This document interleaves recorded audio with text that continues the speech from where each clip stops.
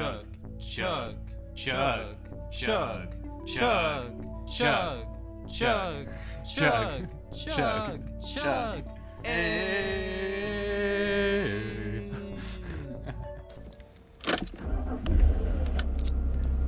Welcome back to the Wizard Staff. I'm your host, Guy. And I'm Blake.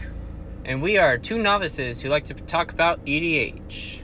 Today we have a very special episode. We're in the car, about to record a podcast. Normally during our episodes we do like to drink, but because we are driving, we will be drinking chocolate milk instead of our normal alcohol beverage. Please drink responsibly, whether you're driving or playing a children's card game. So, Blake, while my car warms up for the next couple minutes because it's old, why don't you tell us why we're driving today? Alright, we're driving because Mark Rosewater has his own podcast. You and I have listened to the first 200 episodes in chronological order. Right now, I think he's at about 630. And we want to just kind of review and talk about what we've learned from the first couple of episodes that he's made as such a prominent face of Magic. So Mark loves games, and before he worked for Magic, he worked at a game store and soon went on to making Magic puzzles for The Duelist, which was a magazine. At Gen Con 94, he played at World Championships. There he introduced himself to the editor of The Duelist, became a freelance writer first, and later became that chief editor. Because of his official capacity, he was banned from playing in sanctioned tournaments, and he just got to judge instead. And now he went to the Wizards of the Coast R&D, and he was first a developer and later became part of numerous design teams, and in December of 2003 he became promoted to lead Magic designer, and he's been there ever since. And so that's 15 years or so, and that's pretty long. Yeah. So his podcast, Drive to Work, he talks about the history of Magic. He considers himself to be the historian, and so on his Drive to Work, which is about half an hour, he records an episode. So today we're not driving to my work because Blake doesn't work where I'm at, and it's a pain to get to where I work at driving wise. So since I live in San Francisco, we're going to take a drive and we're going to go across the Golden Gate Bridge. All right, so backing up now, car's all warmed up, and here we go. Woo!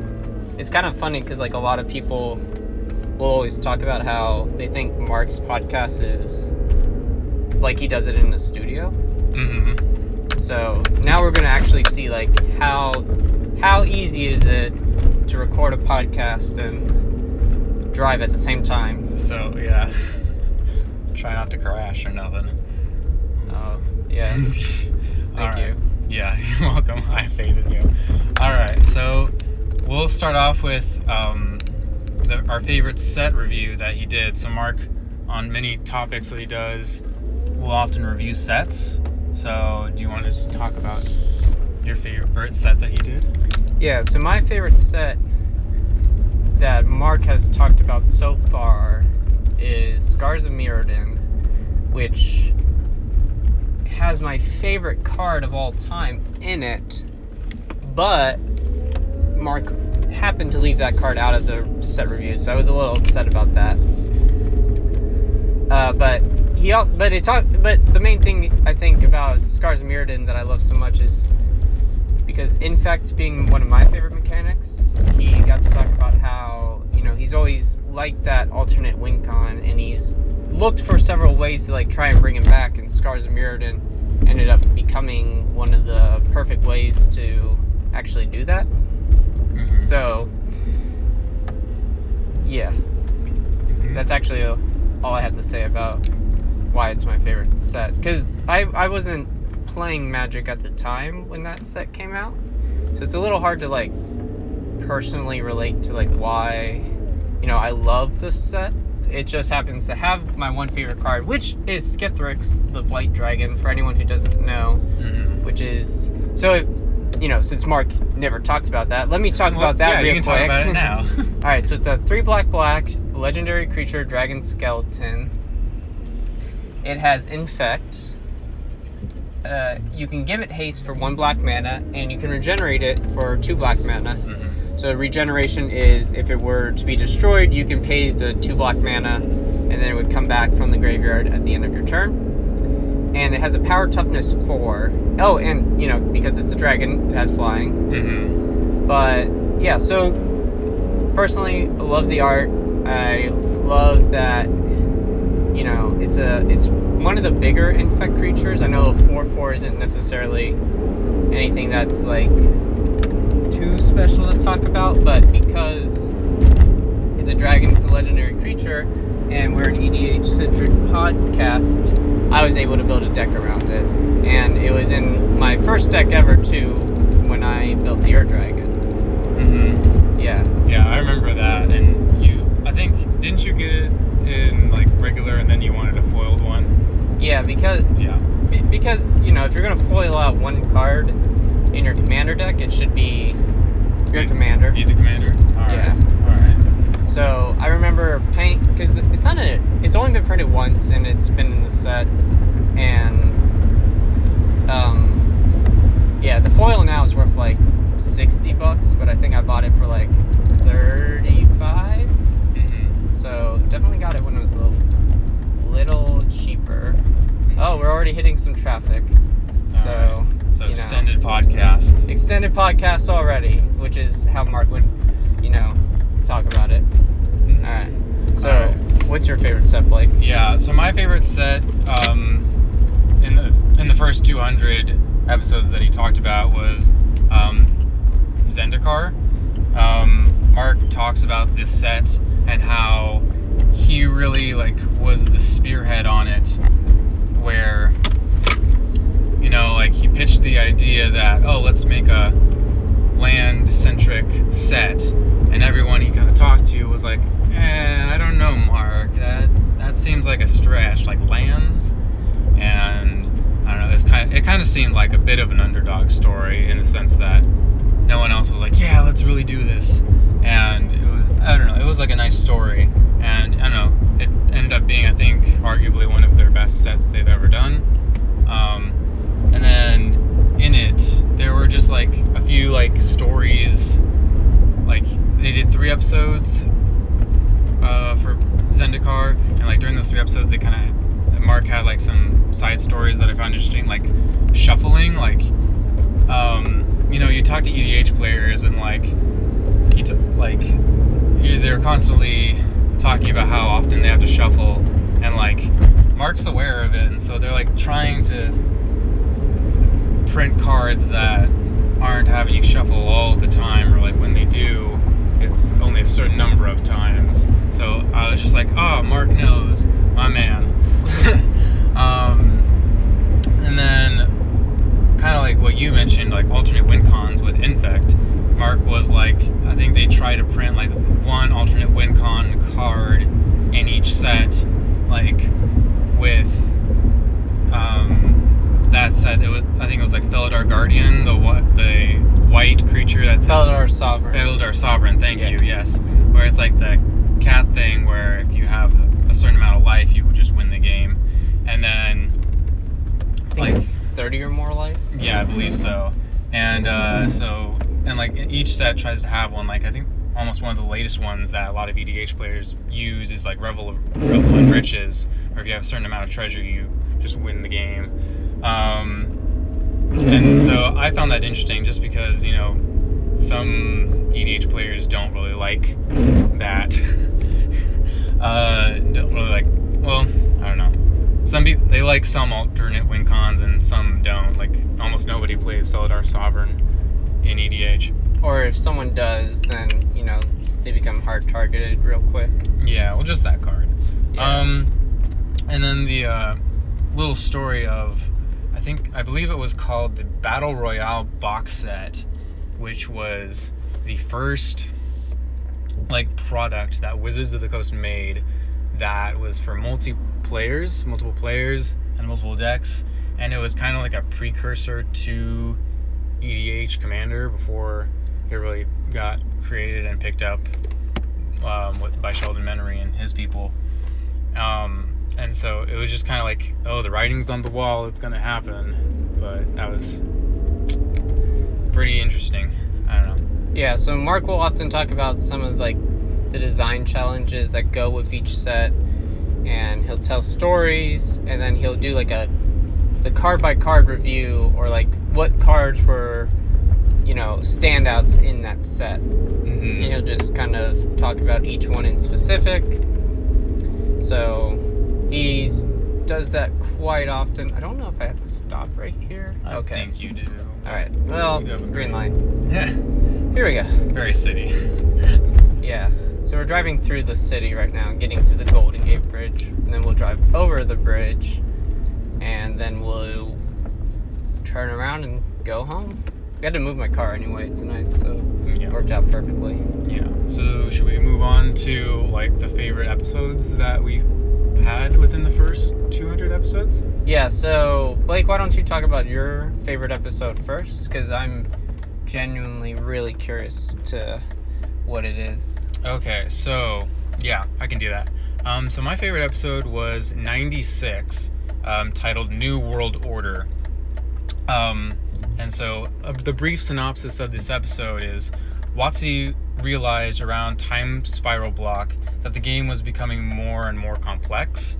And so tournament attendance was fine, but they were noticing their sales were going down, and they're like, what's up with this? And like they figured out that like no new players were coming into the game. Like their terms for it was that it was like low acquisition, like low new players entering, but they had no problem whatsoever with like keeping their current fan base, and even if they did leave, that they came back a couple years later or something. Like the average player plays for like 9.5 years, which is crazy, and like because nobody plays Monopoly for 9.5 years. Yeah, and I actually read like, well, the episode, so I'm actually past 200 at this point, and I got to an episode where he talked about like, so after 9.5 years, the normal reason why Magic players stop playing is just because of a change in their lifestyle. Yep. It's not always the game. I think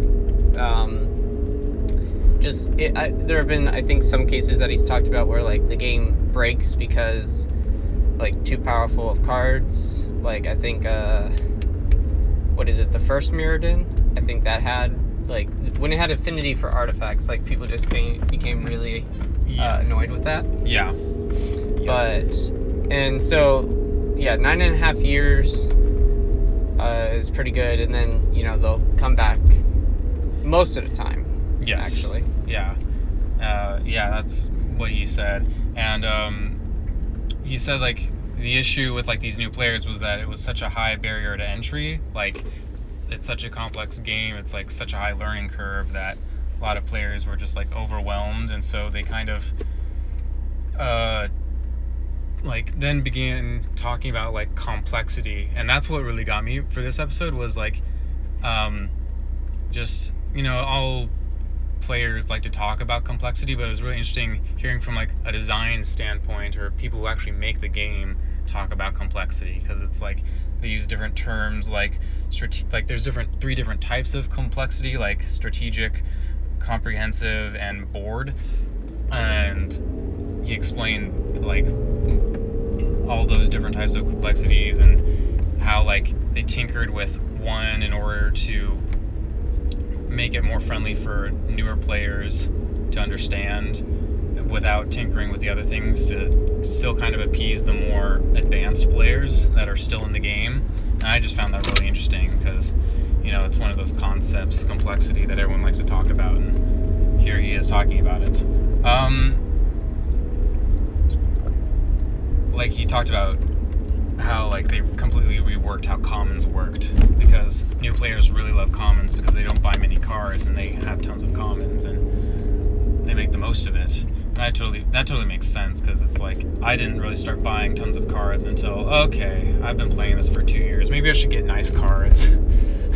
Well, I wouldn't call commons nice cards, but it's more just like having cards because you love the game. Because I mean, normally as EDH players, we just buy singles, and Yes. like this weekend we just went to the pre-release for War of the Spark, and you know, we each got, well, okay, you bought one pre-release pack, I bought 3. I know you did. So that's 18 packs, and so what is that, like, what is there, like, 10 commons per pack, so it's like, I don't know, 160 new commons that I got? Something like that. Yeah. I donated most of mine.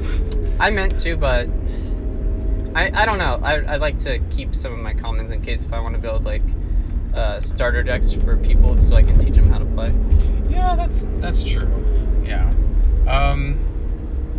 So just kind of, and then by the end of that episode, I was thinking about how, like, from my personal experience, how, like, because Magic's so, like, relatively friendly with, like, new players, that I, as a new player, just was able to adapt after we did, like, Yu-Gi-Oh! Like, we kind of know how trading card games work, and it was just really translatable. And in hindsight, like, when I first started, like, oh, this is, like, purely by chance that I went from Yu-Gi-Oh! To EDH, and now that I know what I really want, it's like, this was kind of inevitable. It was, I don't know, it just changes on whether I was going to get into EDH in a couple months or a couple years, but EDH is everything I wanted. Yeah. Mm-hmm. So that episode just really had me have that realization. So that's why I really liked that episode. It really made me think. Yeah. Mm-hmm. Okay. Yeah. So, your favorite episode? Yeah, so my favorite episode also kind of hits home for me because it's episode 145, I think, and Yes. it's Getting a job at R&D. getting a job in R&D, because I think as a designer, for probably the last couple months, I've been thinking about, like, okay, you know, I have a design job now in Old Navy, but, like, is this what I want to do forever, or, like, what does my end game kind of want to be? And so as I've been listening to Mark Rosewater's podcast, and I've been thinking about this, I was like, oh my god, I want to work at Wizards. And I think that's something now that it's just going to be a long-term goal that I work towards. Mm-hmm. Mark's often talked about how all right, just jumping into what the episode is about. He gives good general advice for, like, doing any kind of interview, which I really appreciate. But he also talks in specifics too, like, how would you go about getting a job in R&D? And so one of the things that he has mentioned is, okay, if you want a job in R&D, you want to be someone that R&D doesn't already have. Mm-hmm. So, as myself, I know that, okay, I don't want to go work for Wizards now. I want to develop myself as a designer so that in 5 or 6 years, then I can start, like, actually, you know, being a little more serious about, okay, here's how I would go about getting a job at R&D. And I think, you know, during that time too, I would want to try and, like, you know, learn more about Magic. We've only been playing for, what, a year and a half now? Yeah, I've been doing it for about 4. Wow. So, yeah, for me, it's only been a year and a half. Mm-hmm. And they talk about how, you know, they look for people who really know the game, and so that is something I would need to work on. Mm-hmm. I would want to probably then also make my own Magic set, or try to, just so that I can kind of understand, like, some of the complexities that go into it, mm-hmm. or at least have something to show and say, like, okay, here's my just general knowledge of knowing, and here's what I've made, what do you think? I'm sure it would be a broken set, but, you know, whatever. You create the next Affinity. Yeah. Dreams. Yeah. But, okay. So, Mark Rosewater often will talk about, like, you know, if you want to do something good, and if you want to be good at something, you got to do a lot of it. So, mm-hmm. Yes, just playing lots of Magic, just, you know, trying to make sets, or just write and talk about it. And that's why, you know, we have this podcast, is, you know, it just helps us become more immersed in the game. Mm-hmm. one of the other things from the podcast that I really appreciated or, found very valuable is that, when you go to a general job interview, you don't want to say like, oh, this is my dream job. You don't want to seem needy. Well, it's not that you don't want to seem needy, but, I'm sure anyone who applies to Wizards, I'm sure that's what they would say is that, oh, this is my dream job. It's not about whether or not it's going to make you happy. It's about like, okay, if R&D hires you, what can you do for them? Right, like why should they hire you? Not just because it's going to make you happy. Because, yeah, everyone who applies is going to have that general, like, oh, I've been playing Magic for so long. And it's nice to talk about that because, you want to know the game. But if that's kind of your only reason is, oh, I've been playing for a long time, you're not going to be able to give new perspective. You want to kind of like show, okay, you don't have me. And so that's why, as a designer now, I want to kind of develop my skills. So when I do apply, I can give like a general, you want me because XYZ. Because right now I don't think I could give a very good reason. I went to college for industrial design, and so I feel like I have the good analytical skills. That was something I did a lot for any kind of project. Mm-hmm. Presentation skills, I gave a lot of those. It's kind of one of my stronger suits. Mm-hmm. But, I struggle to think of, like, what's the main reason why you should hire me right now. Well, you actually finished all your projects on time and not the night before. Yeah, well, yeah. Yeah. So, I very much enjoyed that podcast because, even then, okay, wherever my next job is, if it's not going to be at Wizards, I can take a lot of these kind of skills that he's talked about, like, that are just general good job interview skills. I think the other really important one that he brought up was that, don't attack the interviewer. Like he talked about how there's sometimes like people will call him out for doing dumb stuff, and then like later in the email he'll read that they're also asking like, how do they get a job?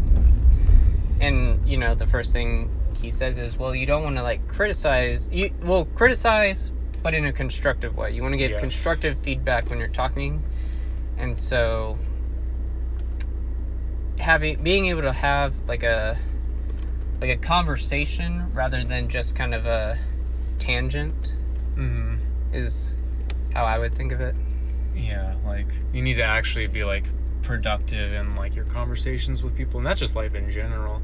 Yeah. Like that's just anyone can work on that. Yeah. So right now we're about 5 minutes away from the Golden Gate Bridge, and then pretty much we'll just drive over, make a loop in a park, and then head back to my house. Yeah. So you still work? I already finished my chocolate milk. You did? Holy crap! Yeah. When did you chug this? I thought you were driving the whole time. No, when you were talking. Oh, well, okay. I guess I'm too enveloped in myself. All right. Yeah. Okay. All right. So let's see. That's my favorite episode. All right. So, couldn't improvise a little about like, I would really enjoy, if we could get Mark Rosewater on this podcast one day, and I'd like to talk to how I would do that a little. So he's often talked about like why Magic's the greatest game ever, and that's because it's always evolving. And unlike Monopoly, which after listening to Mark Rosewater's podcast for almost 280 episodes now, you hear a lot of his stories like more than once, which is totally fine, but you learn kind of like the main points that he tries to make. And one of the main points that he tries to make with Magic is that it's the greatest game because it's constantly evolving. It's not like Monopoly where it's consistent from house to house, and it's fun for a few times, but then it's not as it doesn't change as much. Whereas Magic has, new sets come out almost like every 3 months now. Yeah. That's that new layer. Yeah, I'm just waiting for the Magic the Gathering Scooby-Doo edition. What do you mean? Like, how Monopoly has all those different editions? Like, oh. Yeah. I'm just waiting for those. I mean, I can speak to that in a moment, but... Oh, okay. The thing about Magic is that it's constantly evolving and it's adding like a fresh new layer, and Mark uses the metaphor that Magic's like a hash brown. And so I'm getting to like how I'm going to get Mark Rosewater on this podcast. And so Magic is like a hash brown where it's always got the crispy bits, which is the best part of the hash brown. And so once you finish that and you're like, ooh, that was good, it just adds on another layer of that because, it has a new set. Like, I think they have like 600 new cards come out every year. Mm-hmm. Yeah, they're like churning them out constantly. I'm so impressed. Right, and Magic's just like a constant hype for us. Like, we just got over War of the Spark. We'll probably have like 2 or 3 weeks of rest before then, Modern Horizons? Yeah. Yeah. Okay, so my idea for getting Mark Rosewater on this podcast is that I would pitch to him that, like, he's in San Francisco for like a Grand Prix or something, and he needs a ride. So he calls an Uber, and he's on the phone, waiting for his Uber. But then you and I pull up, and we're like, oh, hello, Mark. And he's like, you're not my Uber. And we're like, oh, we know, Mark, but we want to take you. We're the Wizard staff. And then it's kind of like crickets, and because he's like, oh, who's this? Who? And he's like, I'm gonna walk the other way. My mom told me not to get in the car with strangers. And then we'll be like, oh, but wait, Mark, we have hash browns in our car. And then he kind of just looks at us, and we hold out a plate of hash browns. And then he gets in the car, and he's like, all right, I'm hooked. And so that's how we're able to drive with him so it's like we're being his taxi cab or Uber driver to get him to a Grand Prix or somewhere that he needs to go while he's in the city of San Francisco. Isn't that just like the adult equivalent of like, hey kids, I got some candy in my van? Yeah, but it's more consensual, I think, because Mark's a grown man. It's not weird. Okay. Maybe it is now. I don't know. So, Mark, if you do get a chance to listen to this, and you're like, oh, I would love to be on that show. That sounds like a great pitch. Well, let us know whenever you're in San Francisco. All right, we're driving over the bridge now. Yeah. Yeah. Okay. So, but going back to your Scooby-Doo thing, I think, I also really like the idea of top-down design, which is something that he's talked to many a times, and that means that it's, you're inspired by an idea, like the Theros block, which is the god theme, the Greek god theme set. He's talked about how that's a top-down design because, they are just basing it off Greek mythology, and so, there is I don't think that, maybe it would be hard to do like a top-down set of Scooby-Doo, but can't believe you're taking this seriously. Well, I don't know. Like, I think that's just something. Nothing's off the table. It's just then like, okay, but how do you make it so unique on its own that it's not Scooby-Doo, but it pays homage to Scooby-Doo? Because you don't want wizards to get sued by, I don't know, who owns Scooby-Doo. So, yeah. Alright, we're almost over the bridge. Yeah. But then we're going to turn back around and then drive right back over it. Whip it. Whip it real good. It'd be really hard to whip it on the bridge because there is a blockade in the middle of it. Yeah. Damn. The bridge, I think, is 2 miles long.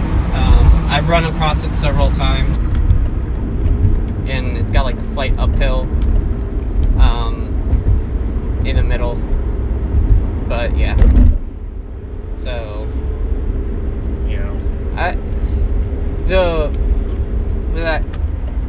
going back to kind of Scooby-Doo a little.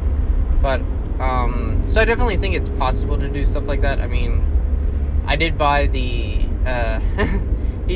Mark has talked about a couple times the book that he really likes, which is, what is it called? A Whack on the Side of the Head, which is a whack on the side of the head, which is like 10 mental blocks that are keeping you from being creative. And you actually bought that book. I did buy it, but I haven't read it yet. And when we do some future podcasts, I will probably want to speak more to that book and like why it's, like give it kind of a summary. And then recently I did find out too that there's a sequel, which is like a kick in the side of the pants. So not only do I have to read one book now, but I have to read two. Oh, you just gotta do your homework. Yeah. Give me a PowerPoint presentation at the end of it.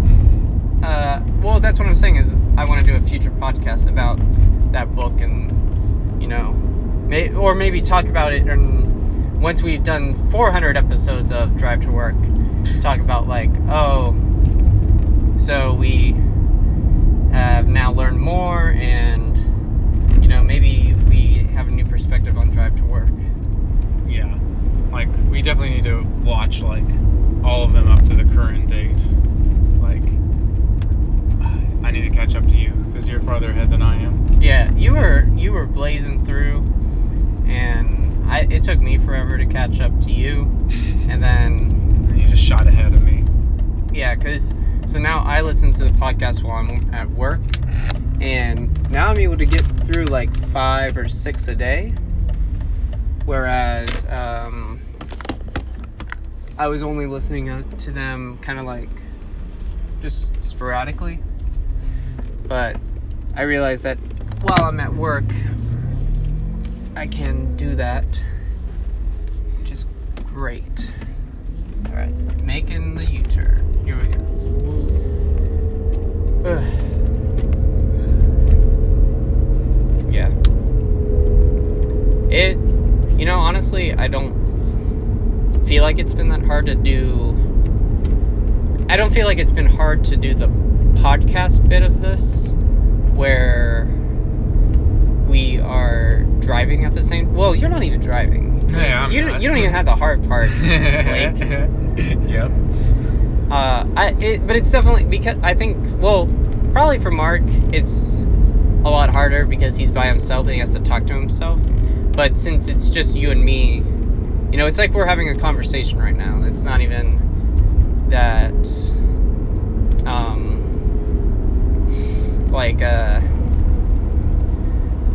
I feel like I would probably stumble a lot more if I was by myself. So gotta give Mark props for that. But because you're with me, I feel like, I can just start talking, and if Blake wants to chime in or if he wants to call me out on something, that adds time, or that takes up time. Yeah, well, like, there's like a good reason that I'm not driving, and it's like, well, one, this is your car, but like, two, it's like I've literally like, when I drive, like, I need all the concentration in the world, like, not to crash. Not that I'm a bad driver, I just don't like.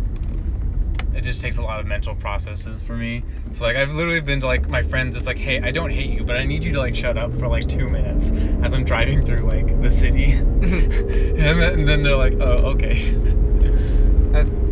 And I kind of remember that because, so I think we've talked about this, but Blake and I took driver's ed together, and we would do our like practice drives together with our teacher. And I remember like you would be pretty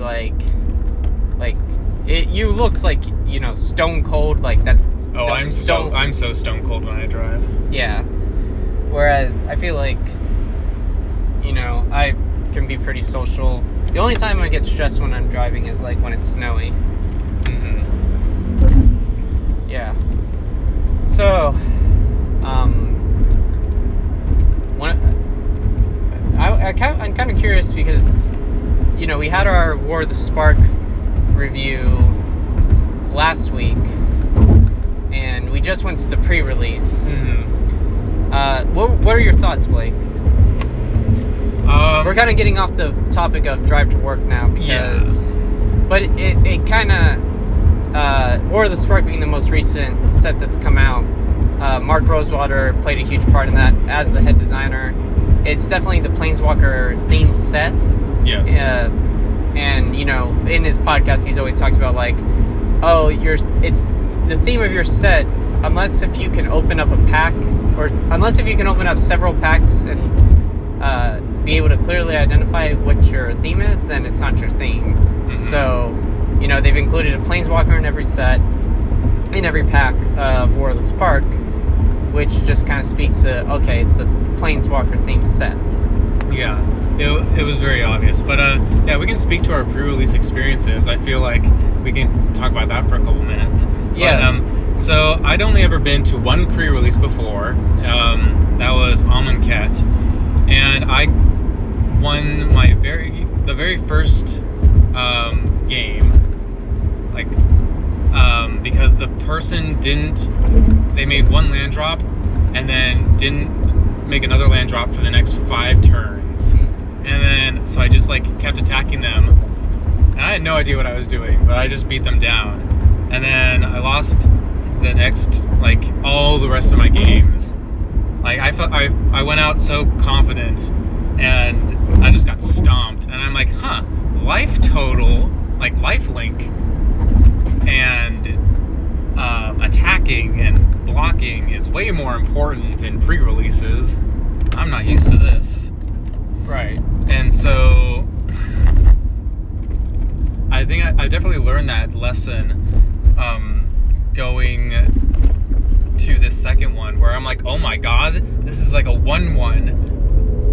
That's a 1-drop 1/1 with lifelink and haste. This is amazing.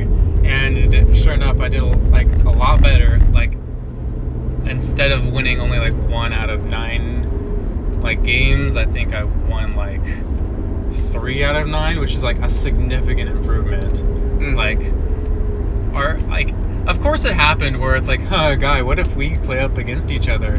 And I'm pretty sure it was because I'm pretty sure, like, sure enough, we did in the second game, and I'm pretty sure it was because we both lost. We were like in the losers bracket. Right, they don't put like winner versus loser. They put losers versus losers. Yeah, so we're in the losers club. Yes. Well, I'm in more of the losers club because at the end I was playing with the people who had gone 0-2 at that point.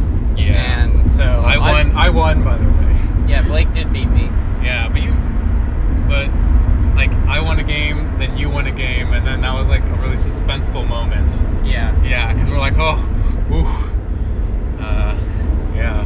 I think I went Rakdos of all things, and I went Golgari. Yep. Yeah, and yeah, like, I think it went pretty well. Like, I again donated almost all my cards at the end of it, but it was a fun time. We won with all of your friends, and that's what I really go for. Like, everyone else I went up against was like, yeah, I go to every single pre-release ever, and I'm like, yeah, and it shows because you're stomping my ass or my butt.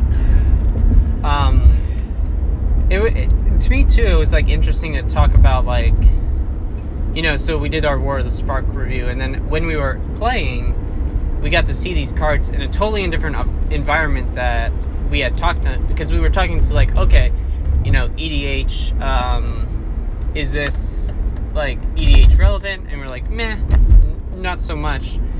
But seeing them in limited and actually getting to play with the cards, kind of changed my perspective.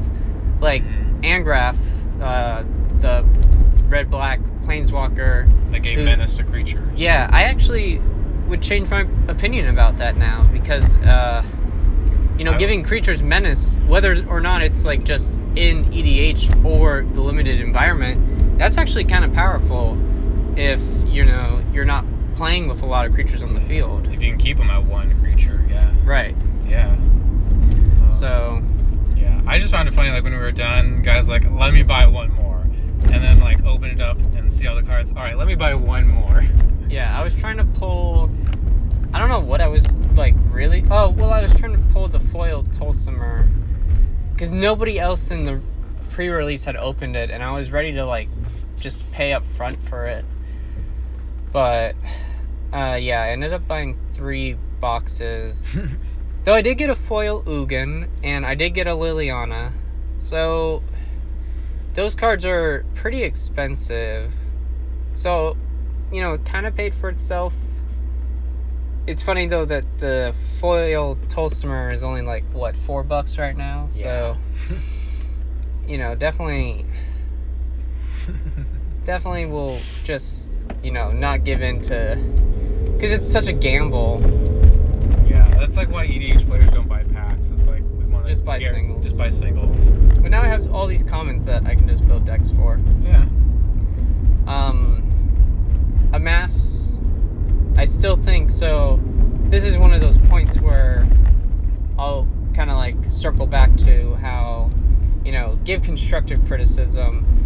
And so I think Amass, like, I'm sure that there was a lot of testing to be done, but if it were me, what I would have done differently is that I would have been able to, so you amass by creating a zombie army token, and for however many you amass, you put a +1/+1 on the zombie army.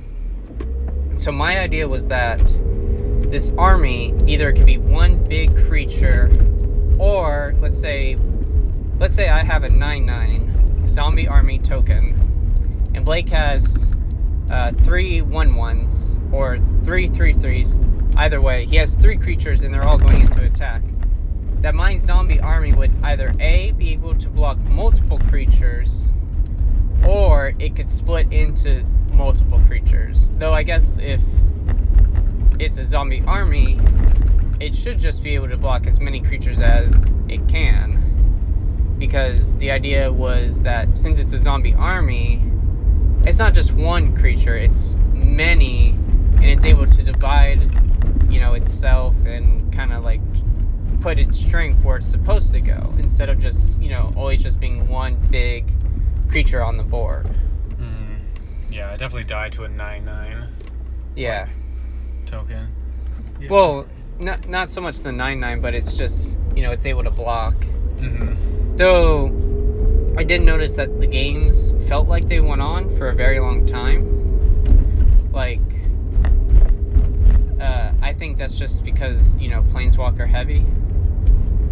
I don't know if you had that impression, but that also then might have been why they said, okay, Amass isn't going to be this creature that can block multiple creatures, because this is only just going to make the game go on for longer, and we're trying to look for ways to end the game in the 20-25 minute spurts. Like, I kind of felt bad, like, as someone who doesn't do pre-releases a lot, doesn't really play like in this kind of way.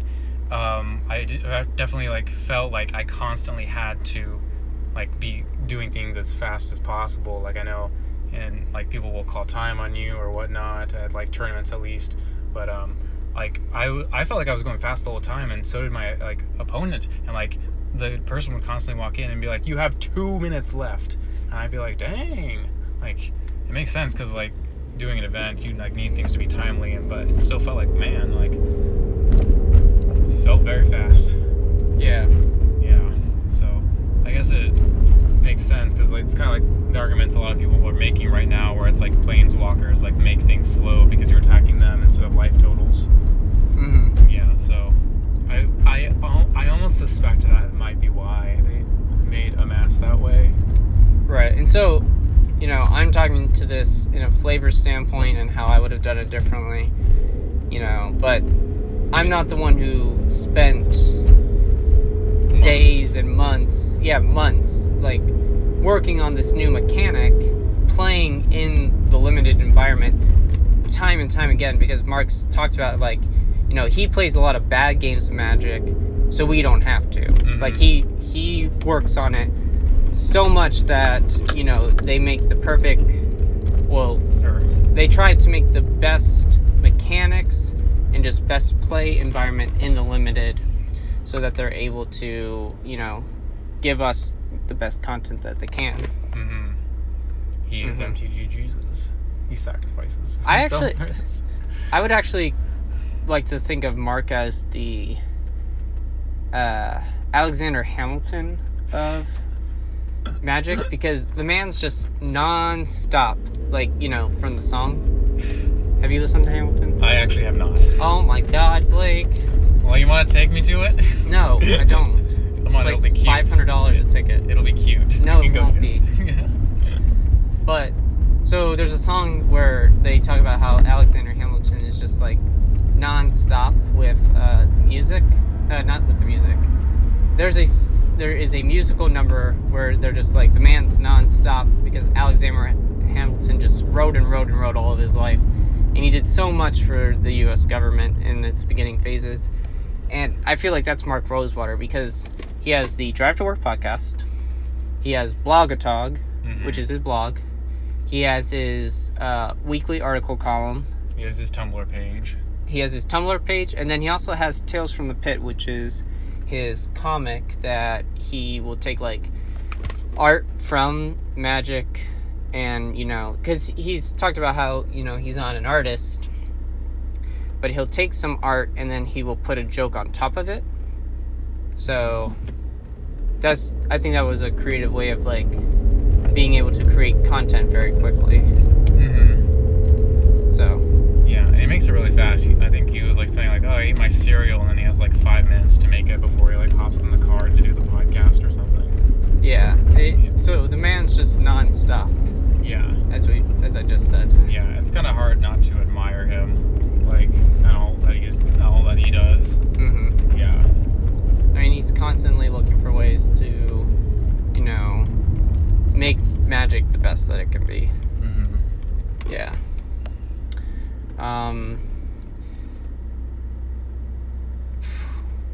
Man, okay, so we're getting really close to my house, and then we'll be able to park. Yeah, this is okay. So definitely hard. I would not be able to do this by myself, and I also think we're especially over the 30-minute mark, which is Mark's typical podcast time. But if there's a lot of traffic or rain, he'll talk about how, or it'll often be like 50 minutes or just a little longer. I picked this route that we're driving because I've done it several times, which I think has made it a lot easier. Yeah. I don't want to get lost in San Francisco. I mean, San Francisco, it's a big city, but it's not that hard to get lost in. If you know like 3 main roads, you can just kind of get on one and then take it to where you need to go. Yeah.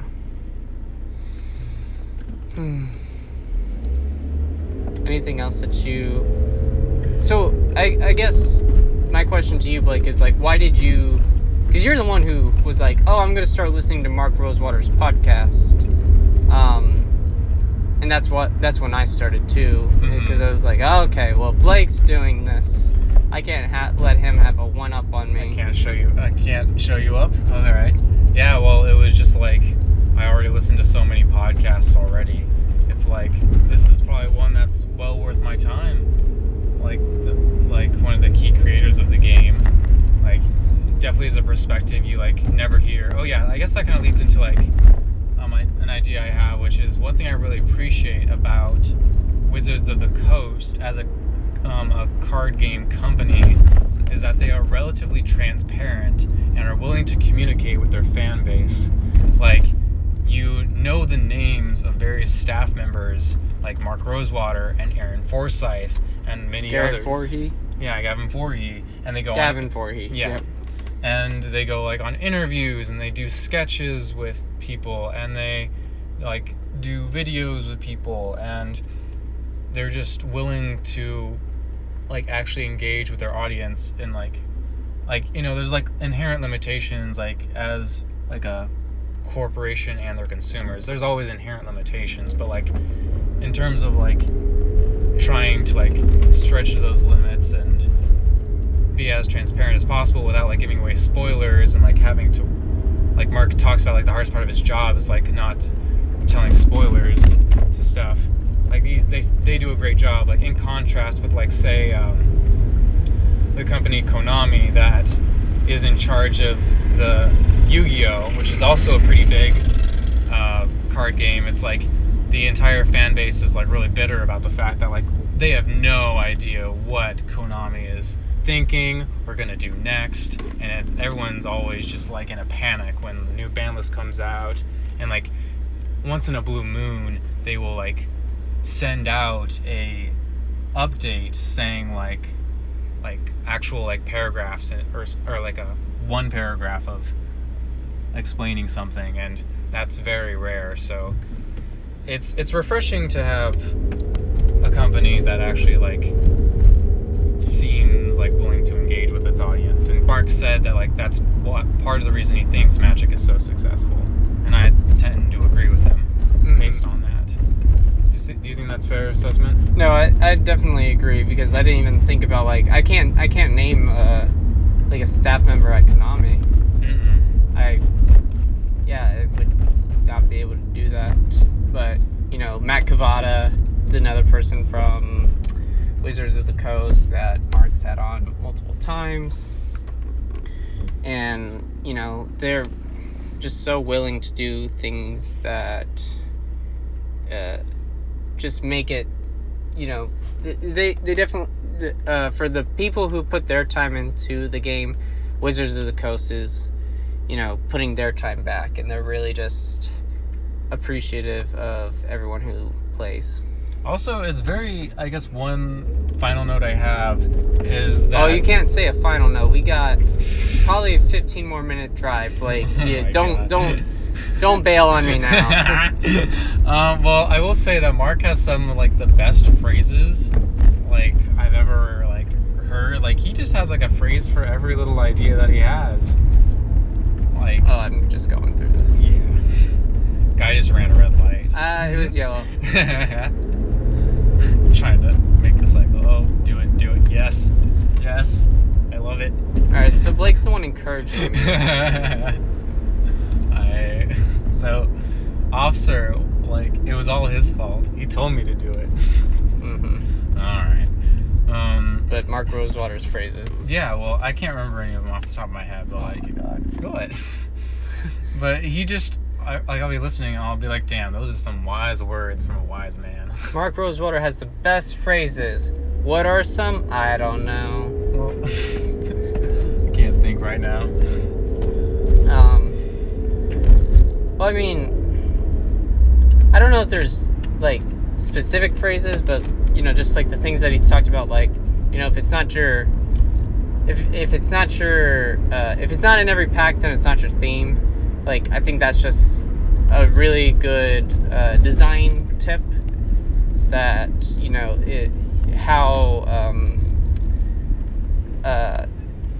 you don't want it to be like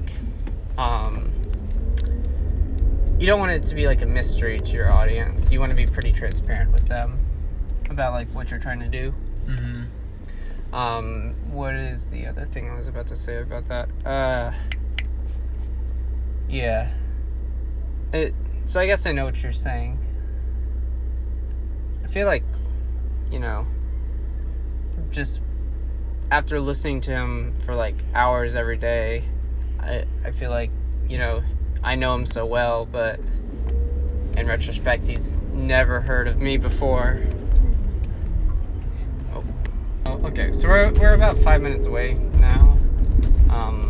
Do you have any like final thoughts that you want to give on just like the podcast, on Mark's podcast, just to like summarize?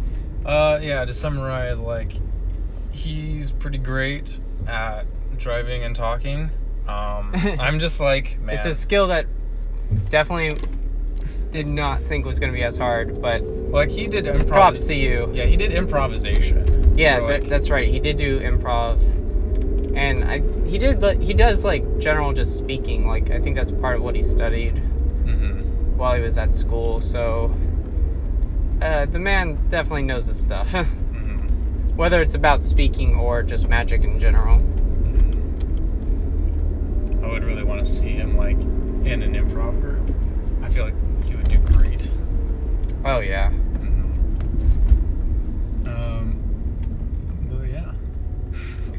Yeah, I mean, my final thoughts are, it's just very interesting because right now, as a fashion designer, I say that with great eye roll. Eye roll, yeah. As a fashion designer, I've never done magic design, but like getting to listen to it, I get to see like a lot of the similarities between fashion design, magic design. I get to see a lot of the differences, and then I also get to pick up on things where I think it becomes like more relevant, or not more relevant, but things that Mark talks about in magic design that I think could apply to fashion design that I didn't think about. One of those, to give an example, was he was talking about how it was the episode about rule breaking, which is way over 200, but he's talking about like, when is it okay to break the rules, why is it okay to break the rules, and he talked about like, so if you're going to break the rules, it has to be for a good reason, because if you don't have to break the rules, then don't break them. Then you're just doing it for the shock value, and it's gonna come back to bite you in the butt. Right. And I think not that Old Navy breaks the rules a lot, but they often like try and like force us to think outside the box, and sometimes that's not necessary. And so I feel like it trying to think more on the lines of like, okay, what's going to be easiest for us, like that. So I'm just waiting for the day that you design me like a suit made of magic cards. It's not relevant. And why would I do that? Is that for your wedding? No, God, no. Well, what if she's into magic, though? No, not even. I wouldn't do that. You wouldn't date someone who's into magic? No, I wouldn't, like, marry someone in a Magic the Gathering suit. I mean, neither would I, but I don't know. I mean, in 5 to 6 years, again, I want to be working at Magic. I don't want to be working as a fashion designer. Yeah. So if you're listening to this podcast, of the Magic podcasts that I listen to, I think I listen to a lot of Magic content creators like Jake from Jake MTG Tonight. We got the Command Zone, obviously, Jumbo Commander, but lots of different Magic content creators. But it's really fresh to listen to someone who's working on the game constantly and being able to kind of give that perspective or feedback inside. Yeah. And it's also crazy to think, because Mark's always talking about like, oh, he knows things like ahead of time, and then he's just really excited to talk about it when he finally can talk about it. And like listening to him talk about things right now, and he's all excited because he's had to wait 3 years before he can talk about it. It'll be really interesting to hear his podcast in 3 years and hear what he's excited to talk about then, because that's what he was working on right now. Yeah.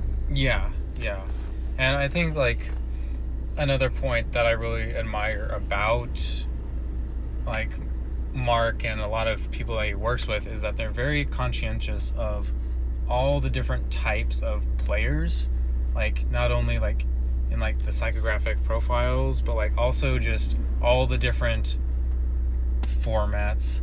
So like we kind of joke around that, and I really appreciate how he like sees the big picture and is trying to build a game for everyone and making sure that everyone's relatively happy, and that like we kind of joke on this podcast like we're only focused on EDH, we don't care about any other formats, we like modern, what's that, haha. But like I really do like that, like because I really do care about like when I sit down with people that everyone is having a great time no matter what game I'm playing, and like I really like that sort of personality in people where it's like I want everyone to be having fun and like there should never be a reason that we're not getting along with each other. Yeah, I think that would also be another thing before I would want to apply to Wizards, is that I would want to, not that I would want to like shift my focus to Modern or anything, but I would want to like dip my feet into the other formats a little more than just the one episode that we did where we talked about the different formats. Like, I would want to play, you know, maybe in a Modern event or a Standard event where not like, you know, spend thousands of dollars as some people do, but like just get to play in the environment and like see like, oh, this is, you know, how other people in the other game, other formats of Magic play, and, you know, their perspectives, because it's probably a lot different from how I play as just being a single focus EDH player. Mm-hmm. I guess what I'm trying to say is I would just want to become a better all-around Magic player than just, you know, the EDH stuff right now.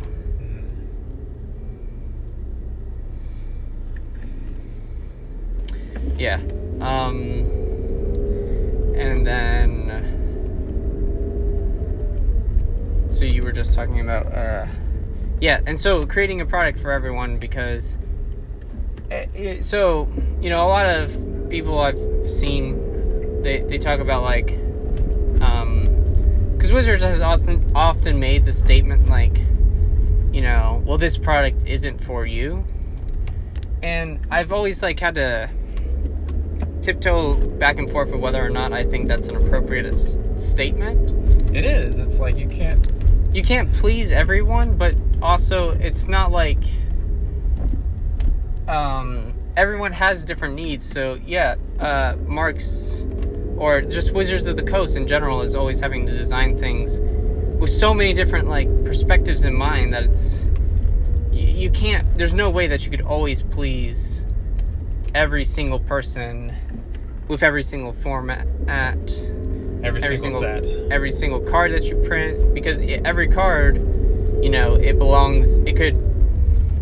We as we looked over powerful Standard cards, you know, we were like, oh, okay, this is powerful in Standard, but, you know, we don't really see a reason why this would be relevant in EDH. Yeah, like I think like in our early set reviews, like we like talked about cards that like probably shouldn't have, and like that blue spirit. Yeah, that blue spirit.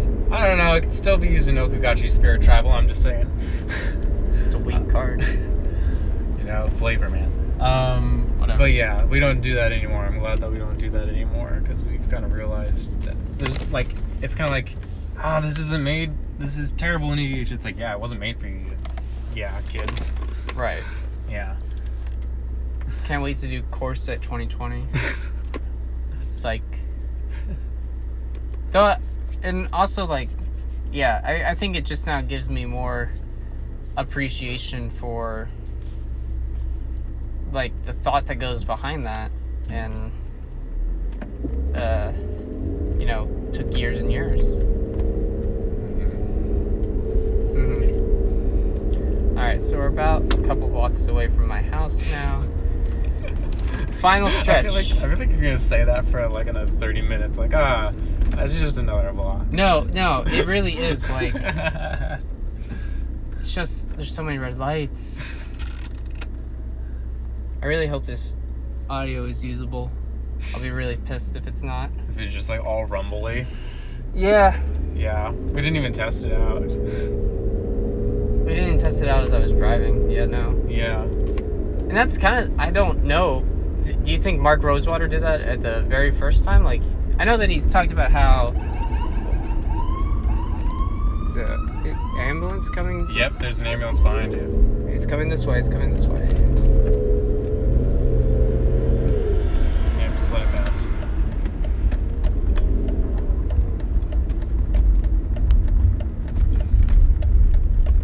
Ambulance. Alright, ambulance just passed us. Had to pull over for a quick second.